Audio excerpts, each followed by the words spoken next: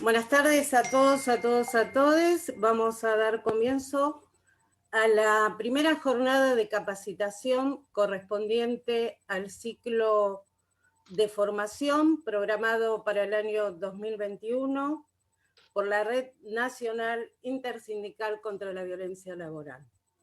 En esta primera jornada de capacitación se va a exponer sobre la ley 27.499, más conocida como Ley Micaela. Desde la Red Intersindical Nacional contra la Violencia Laboral queremos agradecer la presencia de este maravilloso panel de expositores que nos acompañan en esta tarde, que a través de su saber y su vivencia nos llenan de herramientas para poder representar cada vez mejor a los trabajadores.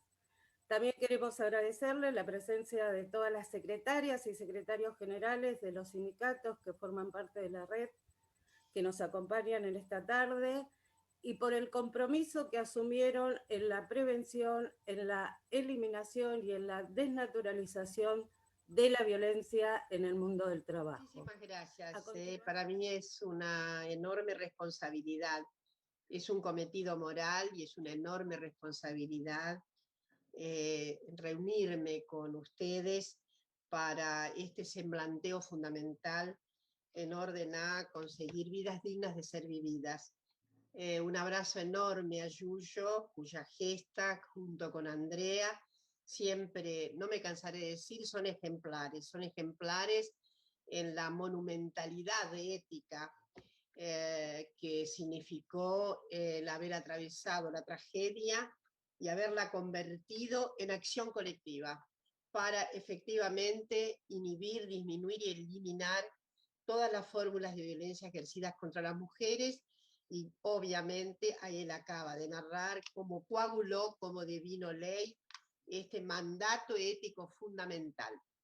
Entonces, para quienes hace tantísimos años estamos identificadas con las luchas feministas, no se nace feminista, creo que no me canso de decirlo, de la misma manera que no nacemos a varones y mujeres, nos hacemos varones, mujeres, y luego también hay transformaciones fundamentales que felizmente tienen en nuestro país el alcance absolutamente imprescindible del estado de ciudadanía completa. Me refiero desde ya a las diversidades sexogenéricas. Yo me voy a referir, no sé cuántos minutos tengo, puedo, dime, para no... Bueno, Dora, es hasta las 17:15. Ah, perfecto, porque no me quiero centrarme en dos cuestiones que siempre me gusta transferir en todo lo que puedo. La violencia es constitutiva del orden patriarcal. La violencia contra las mujeres es constitutiva del orden patriarcal. No hay orden patriarcal en el que esté ausente la violencia, porque es una propedéutica violenta el hecho de haber erradicado de significado angular igual, de igualdad a las mujeres, a las debilidades y a las otredades. El patriarcado, otra cosa que quiero que quede muy clara, no viene dispuesto en la especie humana. No es de la naturaleza de la especie humana las jerarquías otorgadas a los varones a lo largo de los tiempos y una segunda categoría con la que se ha percibido a la condición femenina también a lo largo de los tiempos recientes. Entonces, la especie, la naturaleza, no tiene nada que ver con las jerarquías. No hay ninguna indicación en el orden biológico que determine que haya una asimetría regente que le da significado particular a la constitución genital masculina en las sociedades.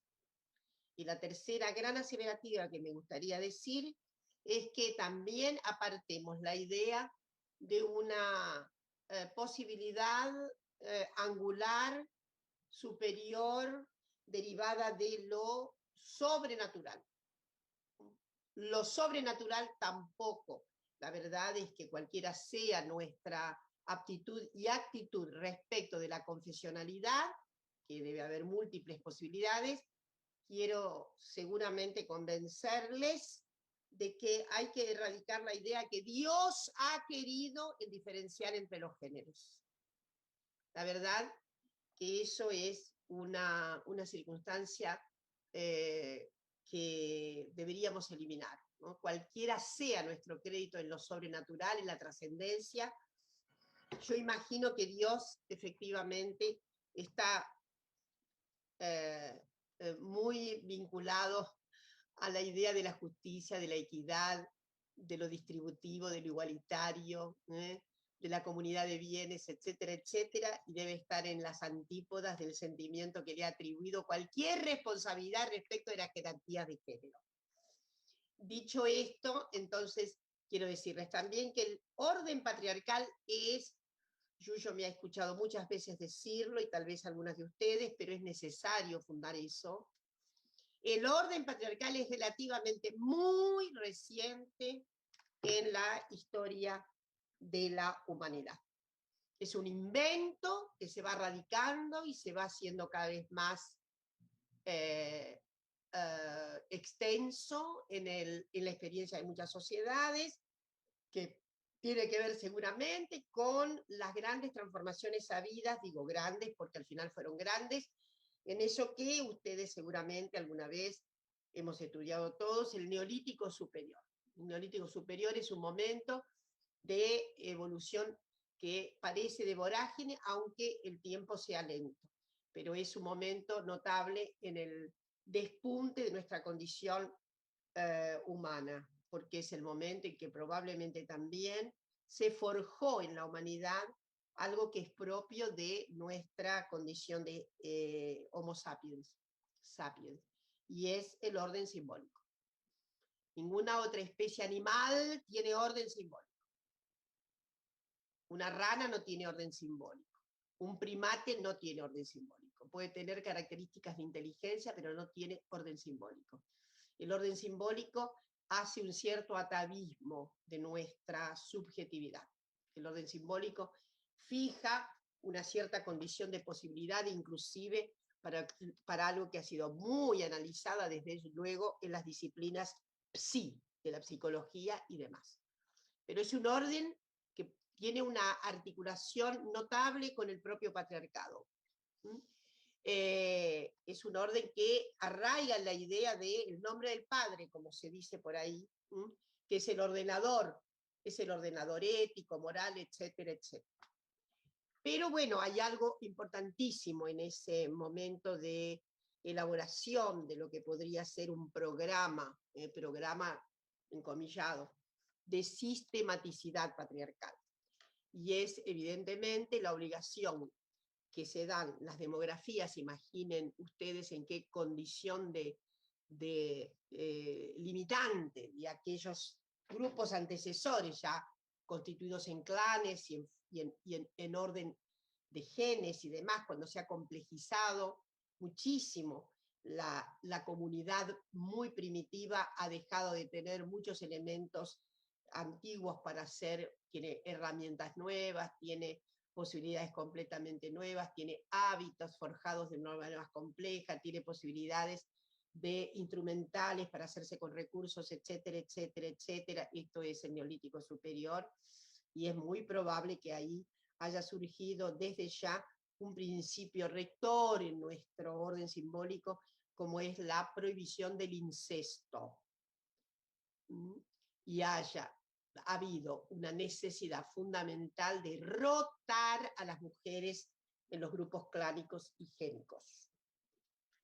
Entonces, esa rotación de las mujeres ha significado que las mujeres fueron entregadas en diferente condición de posibilidad para evitar absolutamente que se infringiera esa norma activa fundamental de prohibir el incesto.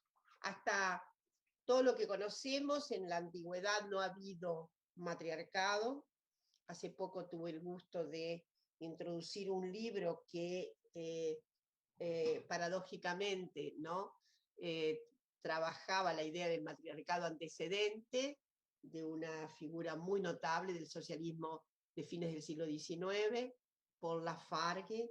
Ha sido muy interesante volver sobre su idea de matriarcado, muy entusiasmado, sobre todo con el trazado que había hecho Engels respecto de la apropiación. Engels había dicho, y vuelvo a insistir, que el patriarcado surgió con el advenimiento de la propiedad privada, no la propiedad privada burguesa, la propiedad privada clánica. Esto es apropiarse, adueñarse de recursos, en fin, de herramientas, de rebaños, y obviamente de ciertos ejidos para el laborero. Pero bueno, las feministas han transformado esto notablemente con la misma idea de Engels, pero la primera situación que se describe hoy día como experiencia de patrimonialidad fueron los cuerpos femeninos. Esto está en el orden del surgimiento del patriarcado. Y la verdad, y ahora me quiero ir más acá, que esto de patrimonializar los cuerpos femeninos es una malla de cierta constancia a lo largo de los tiempos. Esto de que los varones se sientan dueños de los cuerpos femeninos, dueños de la vida de las mujeres, dueños de, regentes de su condición de posibilidad. Esto parece una exageración, pero efectivamente es algo que todavía acá en nuestro país hemos corrido muchísimo el granito patriarcal, pero no lo suficiente. Y desde luego el femicidio, los femicidios se constituyen como todavía esa agregación tremenda de potestad sobre los cuerpos de las mujeres. En uno de los últimos femicidios, creo que una vez más nos volvió a impactar lo que dice, el femicida finalmente muere. El caso es de de Guadalupe, en la región sur del país, y les voy a recordar lo que le decía el femicida de manera constante: mía, mía, mía, mía. El posesivo mía. Hay un fallo notable que se hizo, creo que en La Rioja, a propósito también de otro femicidio ocurrido, inclusive un femicidio que ocurrió exactamente después de la modificación del artículo 80 del Código Penal, que instituye la maximización de la imputabilidad y la pena a quien ultimare a una mujer por causa de su género, a quien ultimare en general por causa de la orientación sexual, a quien ultimare por causa de odio de la orientación, odio étnico. Dicen así los diferentes acápites que tiene el artículo 80 modificado en nuestro país. Pero quiero decirles que uno de los juicios que se llevó a cabo en La Rioja, que fue muy ejemplar también respecto de la condena del individuo que viola a una niña de 12, 13 años, la mata, en fin, es encontrada la niña, obviamente parece que muy rápidamente dieron con el femicida, y el individuo es de esto, además de estas emisiones de lenguaje del femicida, también se basó el juicio de pena máxima para el individuo. El tipo repetía, era mía, mía, mía, mía, mía o de nadie, porque ella acostumbraba a tener relaciones, cosa que es improbable, era una niñita de 12 años, entonces también repite mía, mía, mía. Y los jueces toman esto y hacen un excelente análisis de ese principio de posesividad que se tramita a través del lenguaje, pero que es la articulación del sentido vasto patriarcal. Entonces, digo esto porque si no, no sabemos qué es lo que está pasando, ¿no? Esta sobrepotestad sobre los cuerpos femeninos. En fin, yo creo que ha habido momentos en donde el patriarcado tuvo algunos craquelés, a lo largo de la historia de Occidente. Ha habido momentos de encumbramiento total, la vida romana, por ejemplo, que permitía que el pater familia dispusiera de la vida sobre todo de las mujeres de la familia, y que el instituto del pater familia no se agotara inclusive con el casamiento de la hija, porque tenía potestad, todavía era regente el pater familia, y ustedes saben que el pater familia es un instituto tremendo, que dispone obviamente también, no solamente de la vida de los siervos y de las siervas, de la vida familiar. Ese instituto feroz es románico, pero en realidad no era la misma costumbre, el patriarcado no tenía la misma conformación de tanta regencia sobre la vida. Por ejemplo, se ha dicho en los pueblos bárbaros. En algunos pueblos bárbaros el patriarcado tenía una cierta cohibición. Se ha dicho que muchos de esos pueblos bárbaros que fueron finalmente anexados por Roma se sorprendían respecto de la sobrepotestad que tenía el pater familia romano. Me fui muy lejos, pero lo que le quiero decir es que esto es de largo trámite en la humanidad, y que a veces ha disminuido, depende de las circunstancias, y a veces, lamentablemente, en la modernidad ha habido un enorme despliegue, la modernidad, sobre todo la clase burguesa en el poder de los nuevos estados arquitectados después de la Revolución Francesa, bajo lemas notables de que obviamente el curso que ha tenido el formato liberal, ¿no?, político y demás, respecto de la individuación. Ustedes saben que efectivamente es después de la Revolución Francesa que sobreviene. La Revolución Francesa es causada para efectivamente conseguir el orden del reconocimiento de los individuos como ciudadanos en igualdad, pero significó un tremendo retroceso para las mujeres. La prueba de eso son los códigos sobrevinientes, entre ellos el Código Napoleónico, 1804, que determina la inferioridad jurídica de las mujeres como incapaces relativas. En una situación de minoridad más notable todavía que la de la niñez. Hay un jurista que dice, bueno, ser tutor de un niño a veces le permitía a un niño tener libertades, pero una mujer casada estaba bajo la tutela absoluta del marido. No se podía, voy a recordar lo que decía nuestro Código Civil, fines del siglo XIX, no a inicios.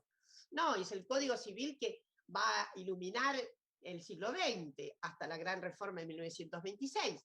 La mujer casada no puede comerciar, no puede profesionalizarse, no puede educarse, no puede ir a los tribunales sin el consentimiento del marido. Lo grave es que esto ocurría. Yo hice por ahí una investigación hace muchos años sobre el notable circunstancia del doctor Carlos Durán, cuyo nombre honra el nosocomio, porque él le dejó un legado para don Carlos Durán. Tuvo sometida a su mujer, que era una jovencita, muchos años de diferencia, que se llamaba Amelia Pelliza Pueyrredón. Entonces, caso flagrante, pero ha habido muchísimos. Es cierto también que las mujeres muchas veces encontraron los puntos de fuga. Siempre ha habido rebeldías, siempre. Una gran rebeldía que se presenta frente a este estatuto pavoroso de eliminación de derechos, de imposibilidad de tener derechos políticos, es el nacimiento de los feminismos a mediados del siglo XIX. Ahora bien, esos feminismos notables que efectivamente pidieron igualdad jurídica, derecho al voto, derecho a la educación igual, etcétera, etcétera, que llegan en nuestro país a conseguir la primera gran reforma en 1926 de nuestro Código Civil, por la que se supera esta cuestión del sujetamiento para poder trabajar, educarse y demás al marido, pero quiero decirles que en este repertorio de la agenda por derechos no se había constituido algo que es fundamental en la nueva Agencia de Derechos Feministas.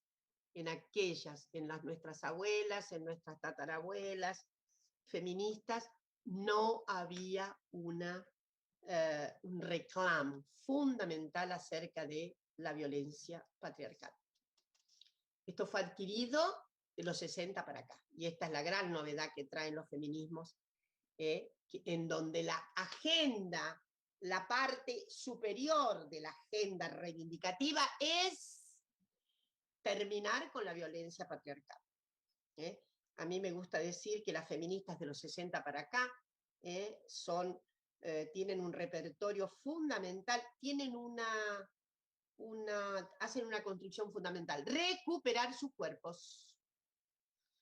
Recuperar sus cuerpos. De ahí que devienen nuevos motivos emancipatorios, etcétera, una agenda vastísima. Yo me hice feminista en el exilio, y no era feminista, obviamente tenía mucha irritación, pero todavía no había construido una subjetividad completamente feminista. Era una rebelde que quería cambios radicales en nuestra sociedad, cambios sociales radicales, habida cuenta la desigualdad obviamente que hasta se ha incrementado en el mundo.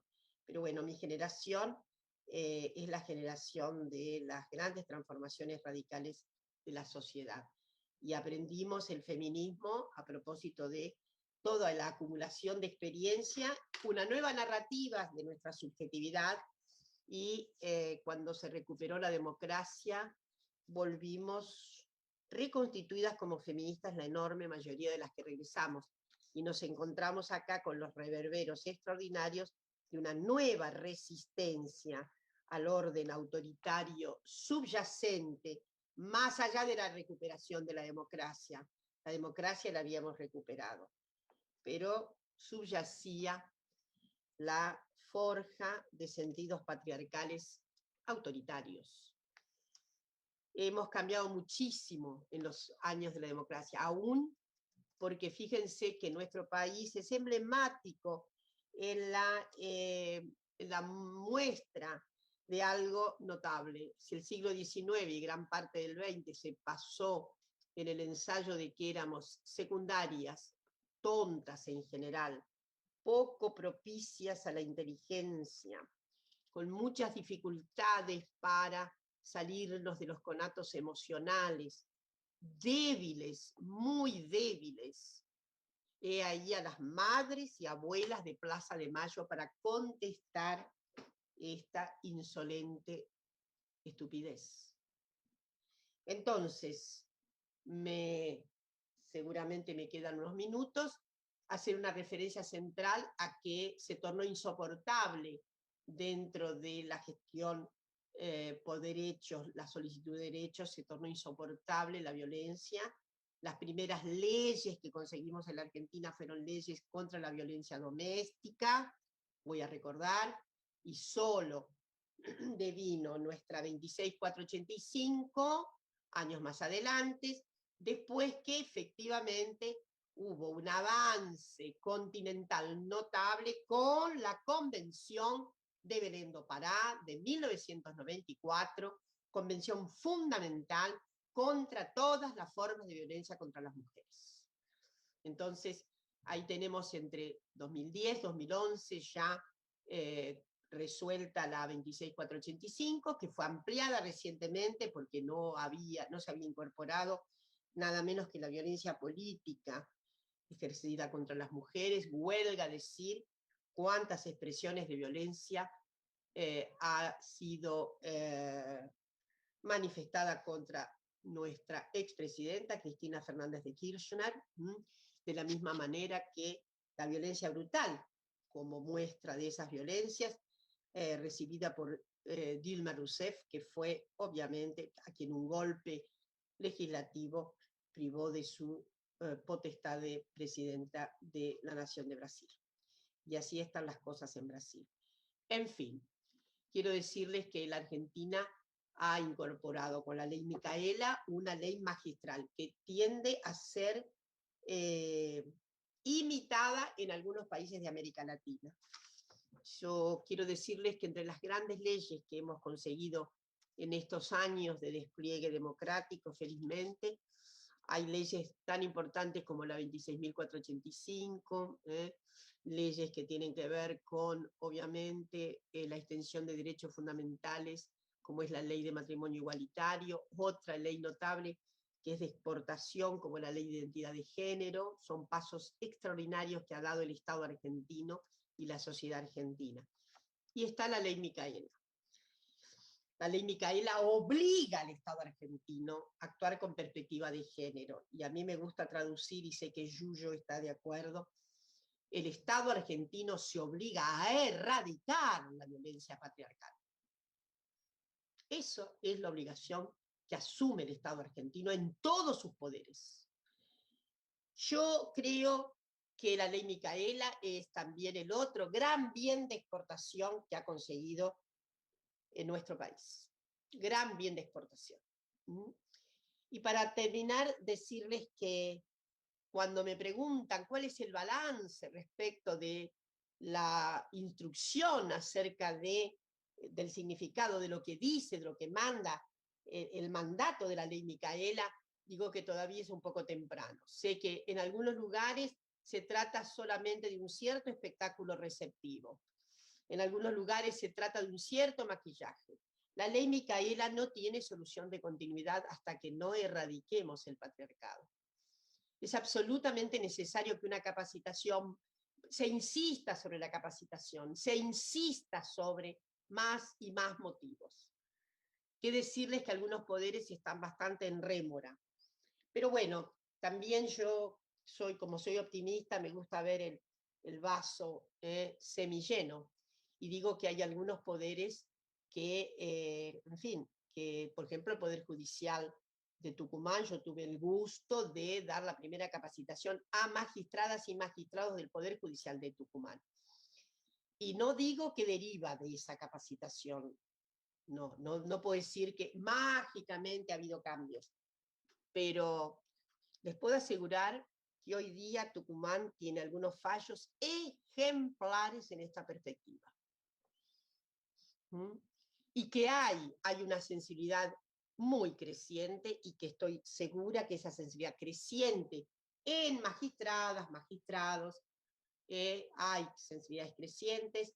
No me escapa todavía que para la completa transformación de las mentalidades jurídicas en nuestro país se necesita meter la perspectiva en toda la formación de grado de esas profesiones jurídicas, porque no adelanta que vayan a haber perspectiva de género en las profesiones jurídicas como motivos de posgraduación, como especializaciones en generalmente derecho civil, familias. Yo acabo de estar en un coloquio en lo que he dicho, no lo he dicho, lo he dicho off, más que en una manifestación directa. Yo creo que tenemos una transformación fundamental del Poder Judicial en Argentina, esto está sin lugar a dudas, pero necesitamos transformación también creativa en materia de fueros, esa estabilidad que tienen los fueros. Yo creo que hay que pensar fueros renovados, no fueros solamente con actitudes, nuevos fueros. Cuando hay un incidente violento en el seno de la familia, lo trata familias, por supuesto que lo trata el orden penal, pero como cuestiones estancas. Bueno, ni hablar de algo que está ex ante, y es la enorme distorsión y la enorme dilatación y lo que significa casi la inexistencia de la inexistencia de univocidad de los datos en materia de denuncias. Esto es, obviamente, una de las cuestiones más graves que tenemos. Entonces, se trata de una conmoción profunda, desde ya, no solo en el Poder Judicial, porque volviendo más adelante de todo y supra todo, necesitamos una gran reforma curricular formativa docente que haga una germinación fundamental, erradicatoria del patriarcado desde el jardín de infantes. Y si no conseguimos esa transformación curricular, formativa, para que niños, niñas, niñas aprendan un lenguaje nuevo, una sensibilidad nueva, que se relaciona con la absoluta paridad del estatuto humano, entonces no habremos ido muy lejos. Bueno, quedo por acá y felicitar sobre todo esa iniciativa que ustedes han hoy llevado adelante y han concretado. Entonces, me gustaría mucho decirles que una vez que inician esto, ahí no hay solución de continuidad. Van a ser irremediablemente responsables de una aquilatación de este tipo de capacitaciones.